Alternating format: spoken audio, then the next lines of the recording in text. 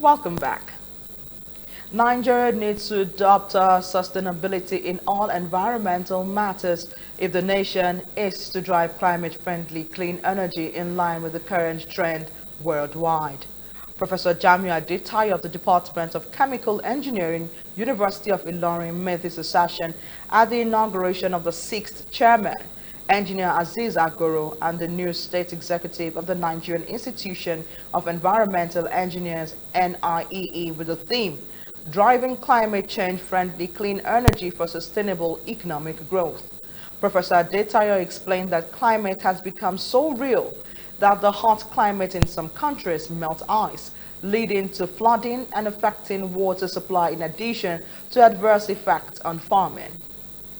The national chairman of the institution, Engineer Nureni Adegboyega Ogunyemi, says that the world transitions towards sustainability while nations step up efforts and measures to net zero emissions targets by 2050. Fossil fuels is given way to renewable and climate consciousness shaped economic policies, further stating that with such measures being taken across the world to achieve climate-friendly energy, Nigeria cannot afford to be left out.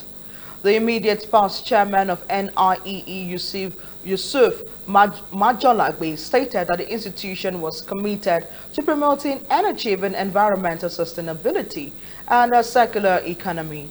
The new chairman of NIEE, Azeez Agoro, was of the opinion that the theme of the inauguration was in line with the worldwide event on climate issues while advocating for collective responsibility in combating climate change and achieving environmental sustainability. One of those challenges that we are having in Nigeria is also climate change. When we have where people have to have their own daily livelihood, and climate change has actually driven them into other areas. What we have insecurity and so on and so forth. In Nigeria, one of those things we should be looking at as environmental engineers, one, good that we are actually increasing the refining capacity. But as we increase the refining capacity, that means the pollution that actually will now be shifted to the country. So we just have to produce in such a way that it actually has to be sustainable to all. And also we have the need for decarbonization. Luckily in 2021-2022, the federal government of Nigeria deemed it fit that we should actually have a climate policy. So the first climate policy that would ever been formulated in Nigeria was formulated during the era of President Buhari and Professor Yemi Oshimajo. Blessed with abundant renewable energy resources such as solar, wind, hydro, and biomass, we must accelerate our shift from fossil fuel dependency to a green economy that prioritizes sustainability, environmental protection, and economic resilience. Lagos State, as Nigeria economic hub, stands at the forefront of this transition. However, it also faces enormous challenges: urban pollution, energy deficit, rising greenhouse gas emissions, and the growing demand for sustainable infrastructure.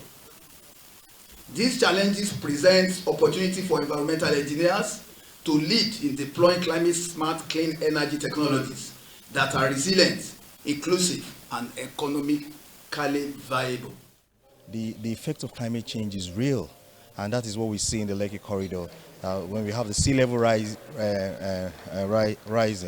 and of course the flooding effect, the high temperature, everyone is feeling so much heat, and there's a lot of through the flooding, there's a lot of displacements of property, there's a lot of loss of lives, economic activities cannot go on, and all of these effects, we need to inject a lot of funds into climate-friendly and resilient infrastructure that will help us ensure that we have a cleaner environment and a climate-free environment. When we talk of environmental engineering, you have different matters that can be focused on. In fact, that calls for our respective attention. Name it environmental pollution and different environmental concerns, climate change, and of course, several different environmental challenges that we all face. And if we look at the issues of environmental practices, most times people kind of look at it like something that is just for them, for just the engineering professionals. But I'm here standing before you to say it is our collective responsibility.